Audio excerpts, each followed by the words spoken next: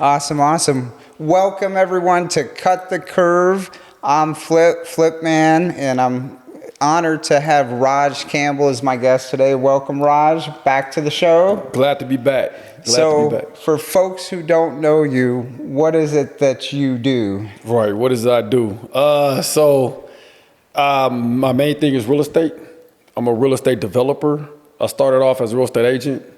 I've been in the business, it's been about 8 years now. Wow.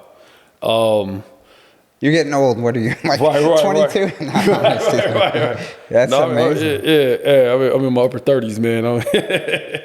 40's not far. It's a couple years from now. So, and so that's what I do now. I mean, I run a couple of small businesses outside of real estate. You know, I run a clothing line, Mansa Musa clothing. But my main business is, and why I'm here is because I do real estate. The real estate. I do real estate. That's my thing. That's my go-to. Absolutely. So Cut the Curve focuses on entrepreneurs and financial entertainment. So that's all you. Yeah. And so, it's been a journey, man. We fought COVID and we beat that, and now we're going back at it. And right now, we're just budgeting balance sheets, man, and trying to get, cut costs. So and what business. Everyone knows the real estate market shifted recently, since COVID and in between and all that good stuff. So what happened to you guys? Because I know you guys had some ongoing projects, right? So you projected certain numbers, and then all of a sudden the numbers change. Man, I think in life, man, things that you do define you. They define who you are and what you're made of. And right now is one of those times, for my business at least. I was on the sideline when I invested in a lot of my other projects. I was no more than a 30% partner in any of my other projects. Now it's all me, and we're at a point now where I'm about to start building. And we got the loan. We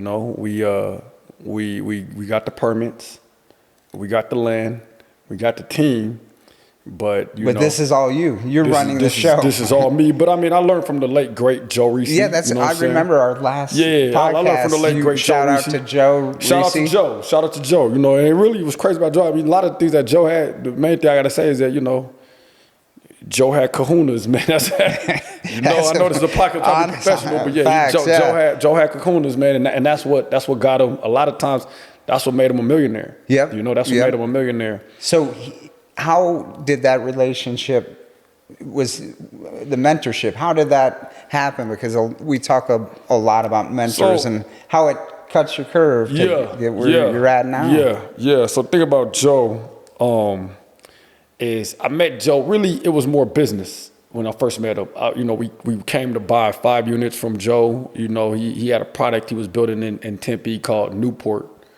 And to me, I was real fascinated by it. I've never seen nothing like that in Arizona. Usually Arizona's kind of like, old house, big yard, your house is 1 story. Mm-hmm. And Joe's building these 3-story units with a roof. And I was really blown away by his product. And so really, when we was first buying it, I was actually with my family member that I told you about that's in the NFL. He was the one looking to invest in some real estate, and I was helping him out, because I had my real estate license. Yep. It just kind of tied in. And so I was showing him a lot of projects. It's crazy. A lot of those projects were like... Your little brother, who's actually... My big brother. Right. He's big to everybody. How big is that? Yeah, my little big brother. But I'm still big brother though. Let's not get twisted. But my little brother is he's 6'9", 3'3", 305. Growing or shrinking? Solid muscles. Yeah.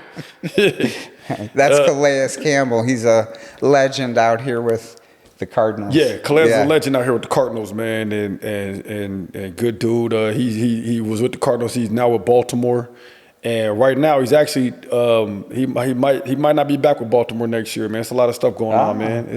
Well, he was doing some Super Bowl stuff. I remember seeing him on some Well, NFL stuff. I was just on the phone with him before I got here. Actually, we was on the phone, and And we were talking, and he was looking at a lot of teams. And so I'm excited to see where he lands. You know, I've been through this process with him a couple of times, but Interesting. you know, yeah. it's year for year. This is year for him, year 16. So like, you Can know, we say Chicago Bears? We need all that. Yeah, We I don't need- think he's so, not but going you to know, Chicago. They traded their #1 draft because I don't know. yeah, if you heard that, they but- traded Roquan Smith to the Baltimore Ravens, and that's a good friend of mine. Well, I would say I know the guy. He's a real cool guy. You know what I'm saying? And Roquan, I don't know what Chicago was thinking about letting go of him. You know, but Baltimore is loving that.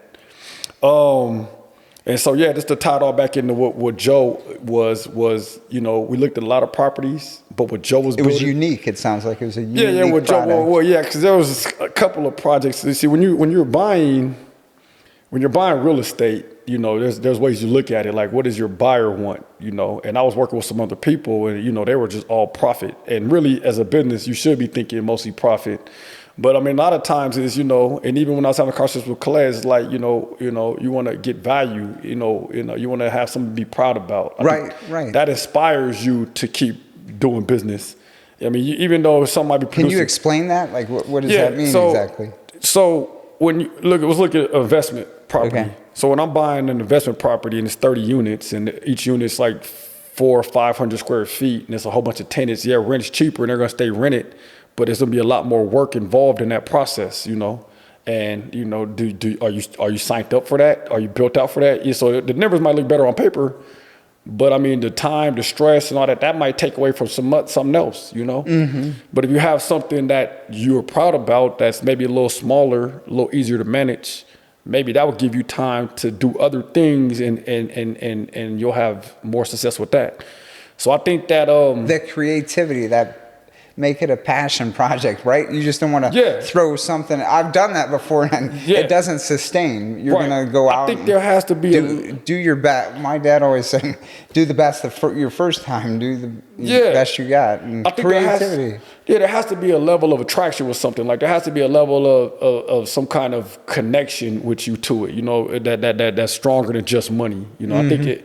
You know, if it was just money, you know, there'd be a lot of hitmen or something. I don't know. I'm just talking. Well, check this out. So I was on the phone with one of my students. He's a doctor, and he's very analytical. He's like, Flip, every property should have a personality. Yeah. I'm like, 100%. I think so, That's man. what you're saying, basically. Yeah. Like, you want it to speak to people when they come in or drive by.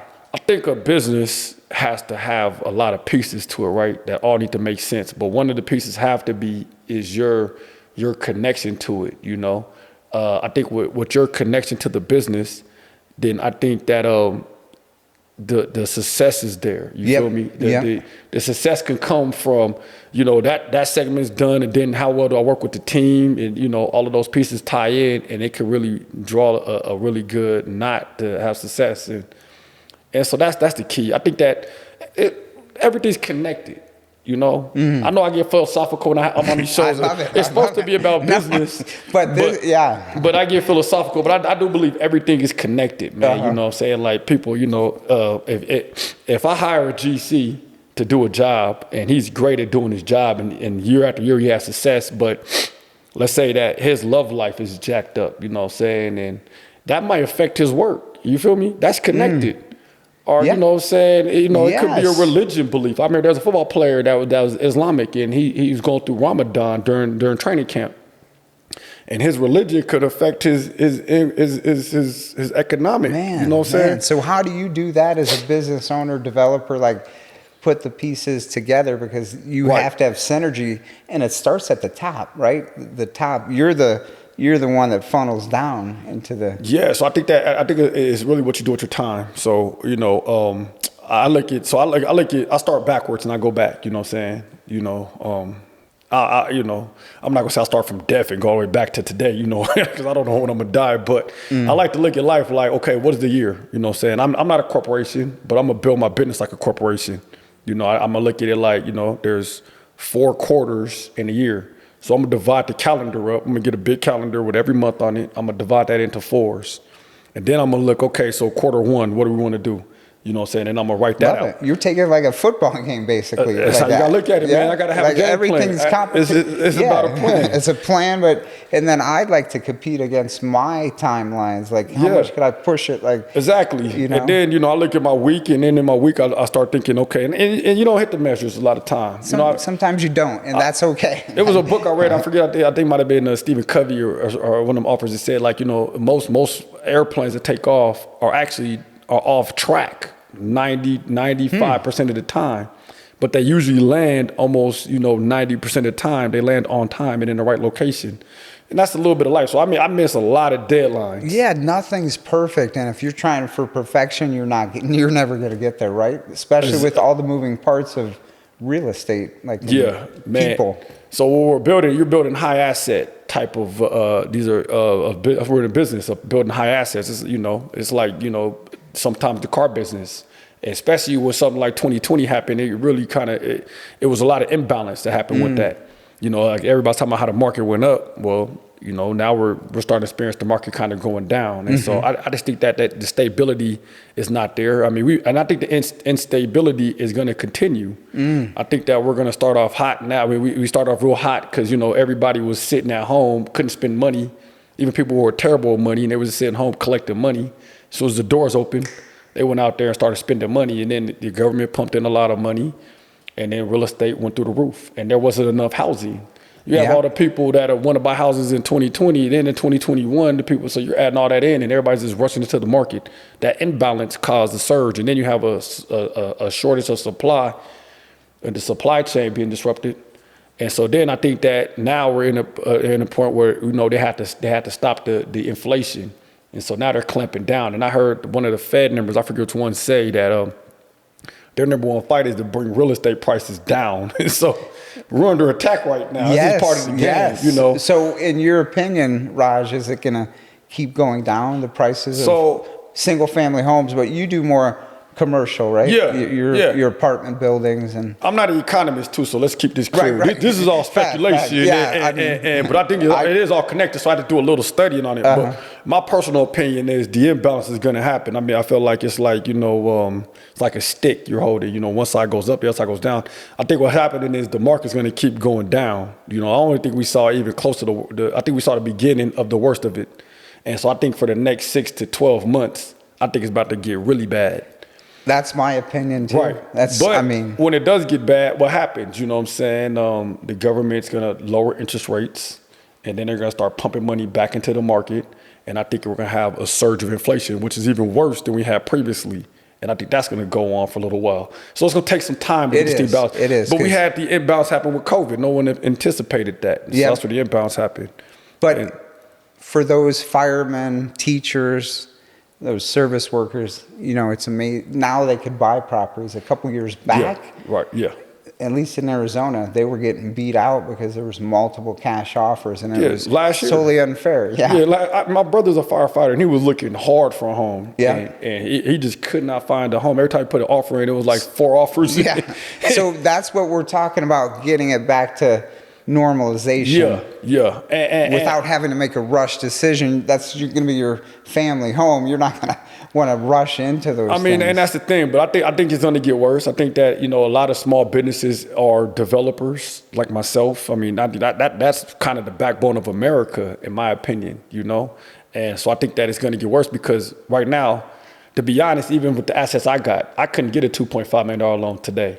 So I'm in a good situation to even have that loan. That loan is actually 2 years old, you know what I'm saying? Is this the project that I'm working on currently? Okay. Yeah, so I'm working on a project currently right now. Tempe, the one we did the meetup at? Or? Yeah, the one we did the meetup at. Not the music, across the street. Yeah, so I'm about to start putting shovels in. That's why I said, like, this is one of my defining moments because I had to factor in, do I go forward? Do we sell? You know what I'm saying? All those, are you a solo? Are you an entrepreneur with others around you advising? I know Joe has since passed away. Joe passed away, but I got good people. Like, I got a good architect, Jerry. I got good people. So a lot of Joe's contacts. A lot of Joe's contacts. Yeah, I'm using a lot of Joe's team because, Joe was a flipper, but I think the next step of flipping is development. And so it took Joe a long time to get there, and then I introduced to Joe. And so I got introduced right into right into it. You know what I'm saying? You could have did and then what Joe dies randomly, and it's like, okay, so now this man is dead, and now his contacts are scratching their head, like, where do we go? And they're all trying to plot and everything, but they see my situation, and they have, they jump on board, and they jumped on board quick. And that's great for you to carry on that what Joe showed you how to do, man. Right. That's that's the training. But that's the thing, though. So I'm about to, I got a $2.5 million loan. Okay. That's ready. The bank's like, come on, man. You know what I'm saying? We want to start collecting this interest money. You know? So they're ready. But I have to factor in. There's some factors here. You know what I'm saying? Is the market going to be good next year? Are prices going to come down? Because the supply chain, I keep talking about the supply chain. Yeah. The supply chain is still not where it needs to be. In my opinion, it's still imbalanced. So tell the audience about your project. Like, what is that 2.5? What are you doing down there? So Tempe by Arizona State University. Yeah. So that's good. You know what I'm saying? I'm glad that you asked that question, because the thing about this supply chain is that, so my project, to get a loan, you usually have to put about 10% down, sometimes 20%. Okay. To get a development loan. My loan was pretty good, because usually we do a fix and flip. The bank will say, submit your budget. But with my project, they say, hey, look, okay, this is what you say you need. So we're just going to tell you to submit us a budget, and you know what I'm saying, and compensate it, And so I had to I spent on this project already about $200,000 soft costs. I don't know if people know soft costs. Soft costs is like non-physical things, like architectural plans. Soft costs can be like, insurance, like things like, fencing,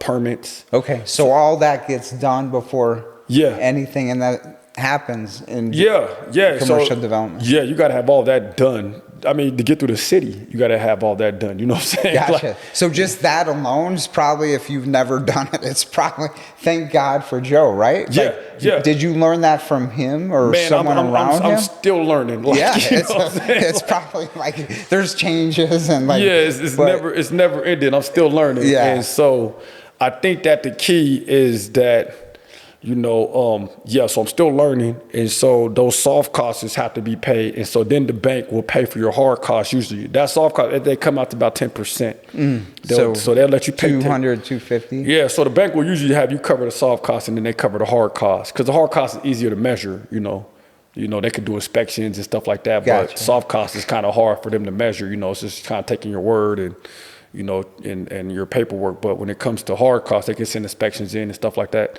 So usually they'll fund that part. And so my hard cost was $2.5 million. But remember, this budget is 2 years old, and to get them estimates done was actually before COVID.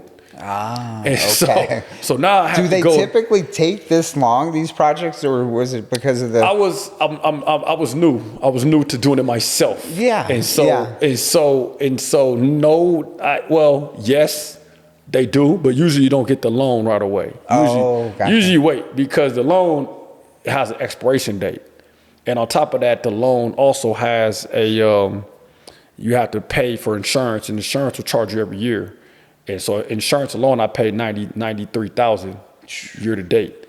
And so a lot of people don't know that. And then on top of that, you got loan costs. People don't factor in that part of it. Right. And loan costs are looking at 2 to 3%, just to get a loan. And think about $2.5 million.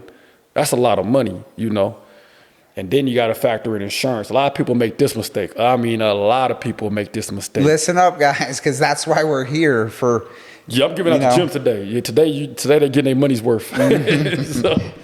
So a lot of people will factor in the price and then have all the math done, and then forgot to factor in the insurance, the interest, and the interest could eat you up. But usually how they do it is, so let's say the plan costs 20 months. So how you will factor in your insurance is usually, and this is in a hot market, it's assuming that you'll sell the property right after it's built. You usually say if it's 20 months to build it, then I'm gonna do the insurance, I'm gonna go 10 and 10. So I'm just gonna factor in how much am I paying insurance for 10 months on the overall cost, because you pay as you go. It's like a line of credit. So what you use is what you pay interest on. And so in order to factor So are in, you talking insurance or interest? I'm talking interest. Interest, gotcha. Interest. I say insurance, I meant interest. Interest. So that's Interest, the hard money you're paying on your bank loan. on my bank loan. Okay. And so which isn't hard money that some of us are used to in our space. Let's say private money, because hard money could be subjective. And a lot of people are like, oh, hard money, they get kind of, so let's say private money, because sometimes I use hard money. Hard money is good, but private money is where it's at, Yep. Because banks are a little harder to, Oh, so we're not using bank, we're using private? So we're using private money. So private guys would be an example of family, friends, or... No. Or no? No. Private money is probably like a hedge fund or something. Oh, gotcha. Yeah, Okay. so it's not like so I look at bank like big banks like Chase Bank or Wells Fargo or something like that. And then private would be the guys above the banks, the hedge fund. Well, private would be like hedge funds. So it'd be like a group of guys got together and created a hedge fund. Are you familiar with a hedge fund, right? Yes. So it'd be like a group of guys got together, got a hedge fund, and then they loan money out at an interest. Because you can guarantee your money. It's a good investment because if I default, they take my land. You know what I'm saying? So, that's hard money. That might be after development for you to get right now, honestly, on. that's actually probably the best thing to invest in right now is loaning money out because people gonna need it. Like I said, right now I could not get a $2.5 million loan. Right.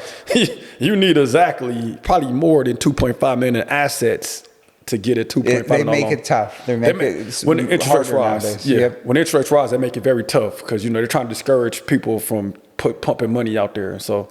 And they make the bonds more attractive right now. As I talk to a lot of these financial advisors, the bonds look more attractive than cap rates. And so, a lot of people looking at this stuff and going, why would I get a cap rate at 3-4% when I can get a bond at 3 or 4% and they guarantee my money back? That's safe, right? And the government bond, so.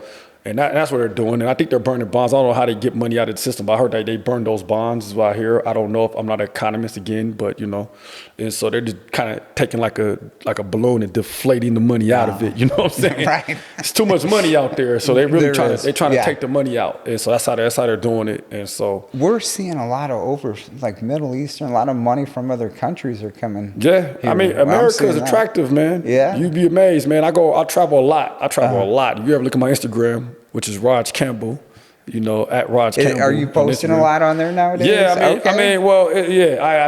got to. You told me to post more business. Yes, and that was one of your plugs. And I do that. I'm doing that a lot more. Good. But when you travel, man, you start seeing, man, America is a real attractive place for these people, man. They see America and they really have an attraction for America.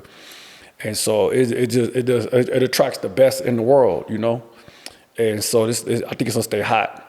In real estate sector, or what is it that financial, tech, all that? Well, you got to think about the banking, right? So I got a good friend in Venezuela, and she broke down Venezuela for me. She said that they only use American dollars, but the government pays them. I think they call it I'm probably gonna get clout for butchering the name, but I think it's called Bolivars.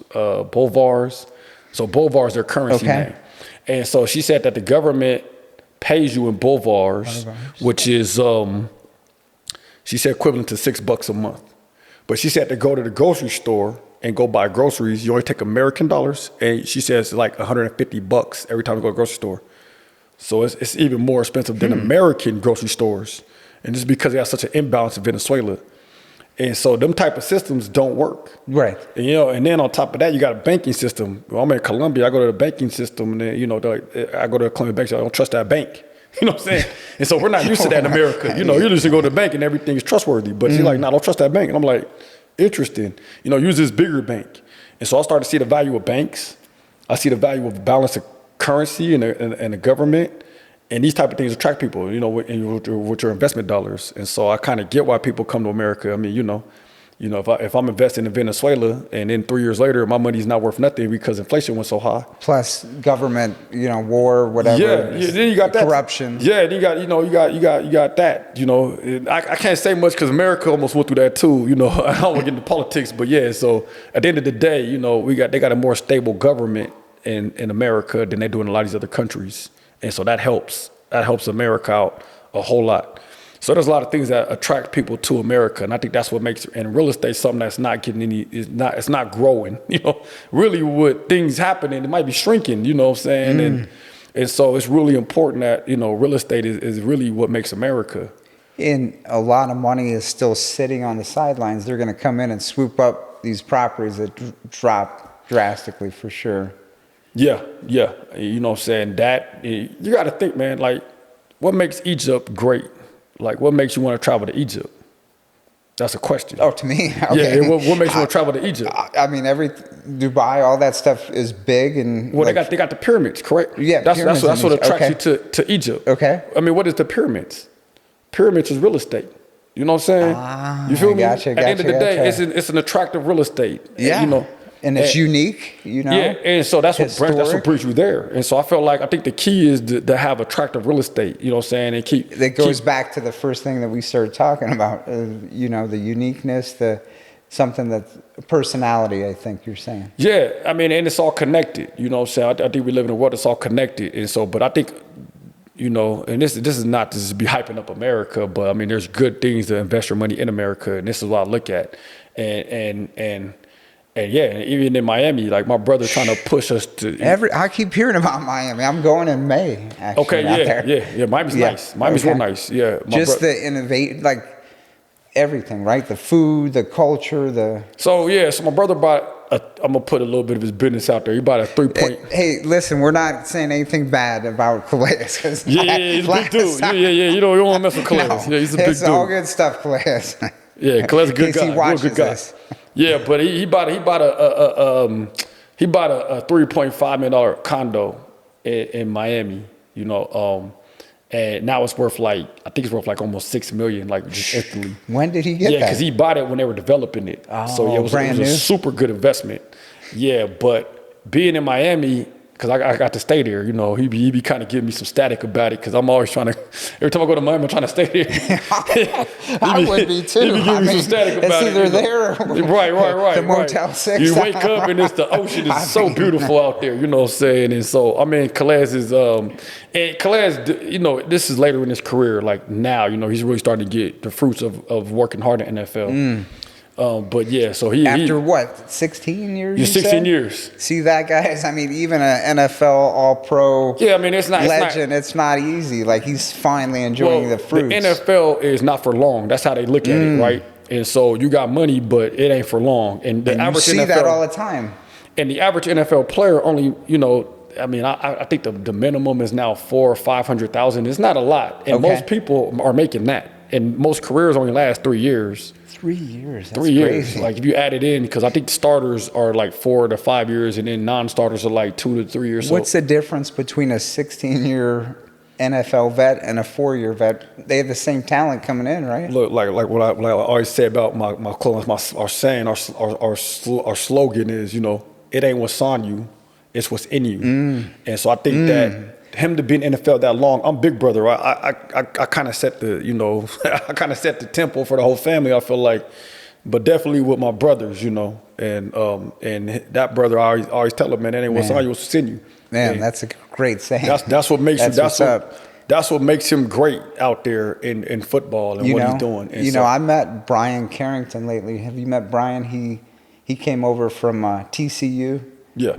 And he had a chance to coach with Dion, but he chose to come out here and lead the recruiting, the defensive backs. Yeah. And I'm like, you know, Brian, why is ASU never that good, the West Coast schools? And it was the same thing with him. He's a Texas kid, Alabama, he recruits. It's what's in him. It's not, you know, it's what's in when they go to war, it's like, and that's the mentality. I feel like if you have to basically die to get what you got to get, like he's saying those Texas, Alabama kids do, and he's trying to change the culture out here in Arizona. Man, I think that some people are just for the job, you know. I mean, that's just in life, you know, and it's what's in them, you know what I'm saying? I see people that are comedians, it's like, it ain't in you, you know what I'm saying? Yeah. I don't care what's on you, you know, it just ain't. I see rich kids, a lot of times rich kids, really in them, like you'll see a rich kid and the kid just ain't what his dad was, you know, it just ain't in him. And that's what I think he's saying with some of the privileged kids, you know, we live in a nice area, nice house, but no.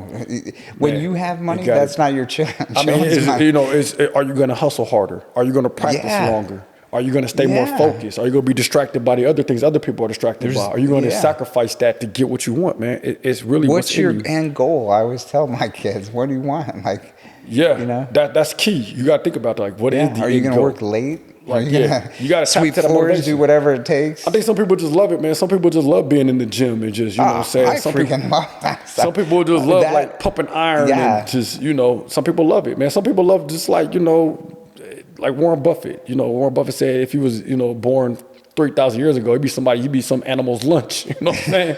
But he's born in today's world, and being born in America, you know, it's a 5% chance you'd be born in America, you know. And being born in America, he can take his career and go further because, you know what I'm saying, I mean, it's just the way he is, you know, it's the way he's wired. Yeah. I think he's wired a certain way, and the way he thinks, and it's what's in him. You know what I'm saying? Yeah. And that's what makes him greater. So whether you're doing it in the gym, you're doing the business world, whatever, if you got that in you, that's why I say, you know, man, whether you're an entertainer, NFL 16-year vet, you with 8 years in the development game. I mean, I've been in there for a long time, but so I used to do film, and so then I switched over and did real estate. That's right. You had the movie. Yeah, I had a movie. I put it on Instagram. I did. And I think I could have really went far with that, you know, but I just couldn't suffer the struggle of not eating. You know what I'm saying? It ate me up. Yeah. But I did a movie for 8 years. Yeah, I did that. Then I got a real estate right after that. You know, shortly after. But yeah, it's just, you know, I see it as business. I think that's where you win at. You know, can you lead men? Can you I think when you hire a general contractor, can he be a general out there? Can he pioneer people? Yes. Can he coordinate? Yes. You know, but you're the overseer. Yeah. You're the one plugging him to play with the other teammates around him. I got to be able to read people. I got to be able to read systems. I got to be able to. So there's a lot of things I got to be able to. A lot of moving parts. I'm guys. like the Bidwells, and I'm hiring Steve Kine or somebody or the manager of the team. You know what I'm saying? And then he got to go hire the head coach. You know, that's kind of how I look at it. You know, like I hire me, then I got to hire the GC. The GC got to hire superintendent, and the superintendent has to win. You know what I'm saying? He has to hire his quarterback and so that is just like sports. Sports is a good example. You know love what I'm it. saying? It all ties in. It's all connected. So how do we relate that to people who maybe didn't grow up playing sports or something, you know, because maybe they're engineer sports, but I know I'm really attracted to the engineers because the analytical side where, you know, I didn't always have that, but they did. So I want to be clear, man. So we grew up, I don't know if I said this last time I was here, you know, but we grew up in homeless shelters. Like we lived in a homeless shelter. Like we come from nothing. I mean, I've seen two sides of life. I've seen literally us having nothing. You know what I'm saying? Like, wow. I had my father and my mother. You know what I'm saying? They were with you guys? They were with us, and you know, and it's just a bad sequence of events. Like no one, just because you have a mother and father don't mean that everything's gonna be roses. You know what I'm saying? Right. You know, my dad always loved us and was always there, and my mom always loved us and was always there. But every once in a while, you go through a hard patch. You do. That's part of how life is. I mean, it's not easy. Like this faith, life ain't easy. A lot of faith, and especially entrepreneurial stuff. But you know what, my dad did install in us was entrepreneurship. He tried to start his own business, and he ended up losing that, and we ended up going through a really hard patch. And my mom was kind of dependent on that too. And then, you know, she had to work, and we got back on our feet, but. I mean, for a good, you know, 4 years, you know, we were really struggling, and we actually lived in homeless shelters. And I would have people drop me out there like, "What are you doing here?" And I'm like, I would tell people, "I'm just here. I'm volunteering," because I saw that on TV and stuff. I was real embarrassed by it, man. Sure, it was so bad. I would be too, but you know that. Man, when you live it, man, it actually kind of gets me kind of emotional. But you know, when you live in it, like you would see cars pass, and you would be like, you would wait till there was no cars to go inside because you were that embarrassed of going in there. But that type of stuff makes you. You feel me? Yeah. You know what I'm saying? Yeah. I mean, you know, I had some hard times physically or mentally a few years back, and had to go to mental hospital. And you know that stuff changes you. Like when you have things that I've had, and then you go to nothing. So that reference is hard too. You know? So it's an interesting life. Like where we came from, and what defines us? I mean, we got to keep going, right? Man, I mean, no one really wants to hear about the guy that everything wins, and I see those guys, right. You know, I see those, and I ain't taking nothing from those guys because it ain't easy to win. You know what I'm saying? It's even not when you have easy everything, out there. You still got to be great. But people really want to hear the story about a guy that had nothing that clawed into something. You know, And that's installed in all of us. This is why Calais has been playing in the NFL for 16 years. You know, this is why Jared is a successful comedian. You know what I'm saying? This is why my brother is a firefighter and literally tells me every day about saving somebody's life. Yeah. My mom, so there's 6 of us. I don't know if I told you that last time on the show, but you did. There's 6 boys in 7 years. And so, you know, and I got a firefighter, a comedian, got a football player, you know. I got a writer, you know, I got a creator, an artist. Everyone's creative. Everybody's doing something. Has their passion, and that came from my father, who he may have not been alive to enjoy the fruits of what he seeded. That's super dope. But it's in us, you know what I'm saying? His legacy lives on. You know, we named the CRC Foundation after my father. You know what I'm saying? So a lot of this stuff that I'm built, you know what I'm saying, it comes from that, you know what I'm saying? I mean, I've been in a place where I had nothing. I'm not scared of that, you know what I'm saying? Yeah. I don't fear losing everything. What scares a person like yourself, though? Like mice. I mean, little mice run in here and see me jump on this couch, man. Like, hey, come on, Flip, get it. You know what I'm saying? Oh, man. No, but I fear leading people the wrong direction. I fear that. I fear you losing something dealing with me. And I have a lot of people that entrust their money and their confidence in me. And so I fear them losing. And that's one of my biggest fears. And I had a couple of situations where I'm like, man, I did everything in my power and I'm still blamed and I still feel like I need to figure out a way to solve those problems. Right. But that's my biggest fear is that. Yeah. And so, you know. Because there's nothing that's guaranteed, especially when you're playing at the higher numbers. No, you got more risk is going to take more responsibility and greater responsibility. They say it takes money to make money, but it also takes money to lose money. You know, so you have to factor that in. And so you decided to take this big project on? You're in it right now? Right now, I mean, you know, unless somebody comes in and just, you know, buys this out, you know, then I felt like I'm leaning towards doing it because, you know, everything is just lined up. I mean, I don't know if it's maybe God saying, look, man, you may lose, you may be bankrupt in 5 years. Man. But you know, everything's you've been working on this. If you ask me, I'd be like, go do it. I say, you don't want to have it, for me at least, like I'm surrounding myself with bigger guy, you know, I don't want to be the smartest dude. We talked about this yesterday on the show. You don't want to be the smartest dude, and you want to constantly be going up, man. And that'll step you up if you're doing. That's a stepping into it. Literally, man. Literally, I have to say, I was in Walmart yesterday, and I'm hearing a song. I've never heard this. I was like a country song, and it was saying, you know, if you get a chance, you know, take it. You know what I'm saying? And it was saying if you get it said chase your dream because dreams don't chase you. And it was a song, it was a country song. I was like, yo. I'm not a country fan, you're saying to yourself. Is this God? You know what I'm saying? No, you're paying attention to the universe. And when you're falling in tune, you know, faith, and you go through hard stuff, God leads you in the right direction. You can't only go up from, you know, again, we all go through hard stuff. Recently, the last 3-4 months, I had some inventory that wasn't producing. I'm like, that's not comfortable to move that out, but I just got through it. Yeah. And now I'm happy as could be. Man. I got the show going. I got stuff, but you got to take care of your business before you can move on. Man, I think that you know, you have to take that risk. I feel like the key is to put. Here's my thing. I'm willing to take a shot if I know I got, you know, all the right people on the bus. Yeah, and you do right now. If I have all the right people on the bus. Saying, you should do it. I would. Yeah. I mean, my thing is, can I get the smartest GC? Hey, man, forget how old you are. Forget what you've done.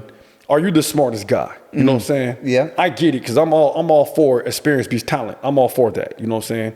But I also want to say, you know, are you the smartest guy? Can I talk to you? Can I feel like, okay, I'm comfortable with this guy, the way he solves problems? And then, so I look at that, you know, because that's to me is the main thing. Yeah, that's giant, because he's your front. He's in the front. Yeah. He's right there in the front line. Yeah, and then you know, the problem's coming at him. Can you deflect it? Can you solve it? Right. You know. And so if I got a whole lot of smart people on my team, you know what I'm saying? Because, you know, smart people don't usually make too many stupid decisions. You know, smart people do dumb things. I'm not gonna say they're dumb. I may be one of them. You know what I'm saying? Right. Hell yeah, that's you know. ask my ex-girlfriend, but my job is to get the smartest people on my team, and then, and like the song said, if you get a chance, because I don't want to live with regrets, you know what I'm saying? I was thinking that right before you came over, to be dead serious. Like, I'm thinking back, and I'm like, man, now's the time. I got to light it up. I don't got time to be rewriting stuff. I don't want to look back, and personally, but I don't want my kids to say, oh, my dad should have did that, or he was on his way, but he took it. Man. He slowed down. I'm not slowing down. When you say that, man, it makes me feel my pops. You know what I'm saying? Like, he may not have had a lot of money, but he took chances. You feel me? Yeah. And it landed us in the homeless shelter, but at the same time, look what it did. Look who it made us. You know what I'm saying? Every one of us is solid, man. My sister, she ran the CRC Foundation, and she ran that thing like a pro. I'm talking about, she had that thing solid, you know what I'm saying? I think she got burnt out with it, you know what I'm saying? But when she was doing it, it was something to watch, you know what I'm saying? Just everybody has that in them now because my pops took those chances. So, I have nothing bad to say about this man. I mean, I said he's your dad, you're gonna say great things about him, but we don't talk about the part that the people that tried may not have succeeded, but they tried or they were gonna die trying. Man, that's who my pops was. He literally died trying to get there. You know what I'm saying? And now you can lead other men, other women under you because of your pop. I seen my pops come on with a briefcase, from, a crazy long day of just trying to get this product sold, trying to get ends meet. I traveled to, on very little money. We traveled to LA, and my dad was getting something in like the 90s. It was called Web TV. When I was just a child, you know what I'm saying? I'm seeing this web TV thing, and I'm thinking, my dad was so ahead of his time because now people are using they're using ITVs and stuff, Apple TV. That's what web TV was. Gotcha. Before there was, and it was a flop. Why do you think he did not? I mean, in your mind, in my mind, he was a success because he led you, but worldly standards, why didn't he? Man, what was it that didn't? Was it the product? Was it the education? I'm gonna say that you about to open a can of worms. Oh, I know we could talk all day and we gotta get our show rolling on. But you about to open a can of worms. I mean, it's a lot, man. I mean, my mom is 12 years younger than my dad. You know what I'm saying? And so you're looking at an older man. You're looking at an older man with 8 children. Ooh, that's a big one. You know what I'm saying? You're looking at a colored man in Colorado, so there's a lot of barriers against him. I mean, there was a point, he in 1968 and stuff, he was in his 20s in this time. Oh. You know what I'm saying? So you got to think about the discrimination on him, you know? You weren't even allowed to go to these colleges. When I bought my piece of land, that was actually a touching moment too. So I bought my piece of land, and it was saying that, you can't sell your land to, Asians, Chinese, Japanese. It literally says this as I'm buying this land. It says Asians, Chinese, Indian, then it said black, it said Mexican, it said any other thing but white. This is on, so when you buy land, you buy the documents of the land. Oh, gotcha. On the so deed. It's back in the... And so I'm buying raw land, and so they're giving you the raw documents. And so, and so this is what it said on the documents. I'm sitting there like, wow. You know what I'm saying? And, I give a lot of credit to Martin Luther King and his movement because here I am, a black man buying land. And it said right here on this paper that, and there was a time in America where I could not purchase this land. And so I think that, my pops had to go through that time. Oh, okay. He was the one. Okay. And in the previous things, they laid a foundation for us to have these kind of successes, and so it's a lot on my back. That's dope. Yeah. It's a lot on my back, but because of him, now I get to do what I can do. And you're the big brother. And I'm the big brother. Holy yeah. That's with great responsibility. I'm the second oldest boy. Okay. And so, but I'm big brother though, Gotcha. You know what I'm saying? My big brother, that's the brains. He's the guy. He almost had a perfect on his SAT, man. He was a very intelligent guy. He literally almost had a perfect on his SAT. You know what I'm saying? Like, this dude used to get it. His brain works so quick. I used to get kind of jealous how how fast he learned and picked it up. You know, and I'm like, man, if I get stuck, I get stuck on problems. I cannot go forward until I figure out this problem, man. That's how I'm wired. Well, you were raised with a team, so that I feel like translates to you being a good team player and how to be around a lot of people. And you know, I got 2 sisters and 5 brothers. So the thing about me is this: my abilities, I'm able to read men a little bit better because I seen everything. You know, I barely lose in chess. Like you play me in chess, I barely. I'm not playing chess or traveling with you. I want people to may travel with you. You got to travel with me. Oh yeah, I'm coming on your trip. But I definitely am. You know, we're chess players. Okay. My dad put that in. You know, my dad would play some chess too, and see. Flip, you opened up a whole. You know we did. You didn't took it, man. But my dad, I will say, and this is what he installed, and I hope other people take this and learn from this. He played us in chess as kids. I mean, we were like probably like 10. I was just picking it up, even younger than that. And he will beat us every time. Man, he literally would just whoop. I never let my kids win. Don't ever let your kids win. He would just beat us so bad, and it would just we kept trying. And when he had time, he would play us, and we had to line up because a lot of us, he would beat us real quick and just keep beating us real quick. And I would just always lose to him. And I remember when I got about high school, you know what I'm saying? You still did him? I started beating everybody, right? But my brother's the only people that could probably beat me in chess. I really believe. We were in tournaments, and Khaled's a really good chess player. Yeah, we were in tournaments. And yeah, my brother was going to private school and getting a scholarship because we were in a chess tournament out there, and we were so fascinated, they actually sent them to a school. But anyway, back to my point about my father is we were playing, and I remember my first time beating him. And what that done, and I was like, my dad was so mad, you know what I'm saying? Oh my goodness! But it did something for me. You got a lot of gifts. You definitely have a lot of gifts. Yeah, I mean, that's why I say, don't let your kids beat you. Beat them. And also, I was going to say this, Raj. Board games. When my kids were growing up, we played board games. We didn't turn we watch movies and stuff, but that's where you really get to, you know, teach kids through that cerebral type of activity where you're not outside jumping around. You're like right in that game. How do you figure this out? How do you solve? How do you win that game? I would say life's a game. Yeah, I would say life's a game. Yeah. You know what I'm saying? Real estate's a game. You know, it's a monopoly. It's a form of monopoly, you know, and it's a game, man. We got to take gambles and you got to get lucky. And you got to take adventure. Luck comes with it, but also I would say strategic planning too, right? Because I was just in Vegas. I'm not a gambler, but I'll take some money but I love the strategic with real estate. It's strategy. And, yeah. I think that real estate is, I mean, and that's my thing. I mean, my goal, I told my people, I'm like, yo, let's get to 100 units. It's possible. Yeah. You know? Right now I'm at 18. Let's get to 100. Is that crazy? You know what I'm saying? Let's get to 100. But let's build the best product. I think the pyramid starts with building the best product. And I went to Egypt last year, and that changed everything that I perceived. I thought the pyramids was the greatest thing, but these people had a whole civilization. It was just crazy. I know. You asked me that question. I'm like, yeah, but you're right. It's real estate. But the thing about Egypt is that they built something that lasted 10,000 years. And so when I build something, I'm trying to build something that lasts incredibly long. Yeah. You know what I'm saying? I'm trying to build something that lasts 10,000. I want people to think in 10,000 years, like, how did this guy build this? Yeah. And so I'm trying to figure out ways. That's how my brain works, you know? And so we do build 100. It's not just about building value. You know what I'm saying? No.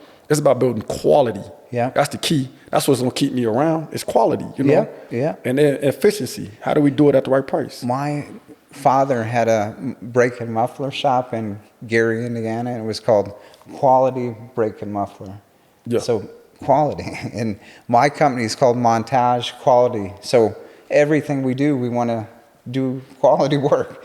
Right. And that's how we succeed. And, you know, if you guys like this episode and you want to hit Raj up, follow his project, follow his Instagram. At Raj Campbell. Let's get Raj going in this project. How long is it going to take you? Man, so that's the part. So I've seen the good, the bad, and the ugly in this project. So I'm thinking I've seen projects take 4 years. That should have took just 18 months. And so I don't know, but my goal. How many doors? I'm building 8 doors with this particular project I got the loan for. Yeah, I got another project in Phoenix that's 10 doors. That's 10 townhouses. But this is this going to be the 3-story one? It's 3-story. We got a metal roof because I didn't know if we should do a walk-in roof or a metal roof, but we ended up going with a metal roof. And so it's 3 stories, metal roof, 2-car garage. It's going to be efficient. We're going to put all the bells and whistles in it. Nice. And so, yeah, we're going to build a real good product with that one.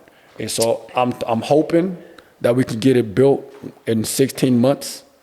I think 18 months is the absolute longest I'll go. Hopefully we can get it built before 16 months. So I'm going to say 16 months. Yeah. We'll watch it. You guys follow at Raj Campbell. Hold on, before we go, I gotta let you know that though. I gotta say, usually GCs and they always say, they these projects always run over budget, and they always run longer than expected. So that's just throwing that out there. That's just a caveat. So if somebody says they're gonna build it in 12 months, put like an extra 4 months on that. There you go. At least an extra 2 months. Yes. And if your budget, they say it's gonna be $1 million, throw $1.5 million, 2.5 on there. Yeah. Because that's gonna run over so soon. Well, I hope you guys got some value today on Cut the Curve. I know I did, man. Yeah. I mean, this was a good episode, man. You really touched into some sensitive spots there. You know? And I know you got to get to the Sun. Is it the Suns game tonight? Yeah. I got courtside tickets, man. If y'all see me there, you know what I'm saying? Give me a high five. Cut the Curve host here. We sitting courtside today, man. Sweet. Who they got tonight? They're playing the Orlando Magic. Okay. Yeah. I want to see that. They got that. I think his name is Polo or something. He's a real tall kid. He'll be the rookie of the year, I believe. Yeah. He's up there. He's good. Yeah. So I definitely check him out, man. I was trying to catch KD. We got the tickets thinking KD was gonna play, man, because KD's now in the Suns. Don't get me started. I might become a Suns fan now. Don't get me started on letting these what do they call it? Load management. Load management. Yeah. I don't think Michael Jordan did that stuff. Yeah. KD looking for a ring. Oh man, but awesome, bro. Well, I appreciate you. Learned a ton. Yeah. And hopefully, man, you have me back, man. I love these shows. I love what you're doing, man. And Phoenix is definitely lucky to have you. Thank you. Yes. All right, guys. See you next time.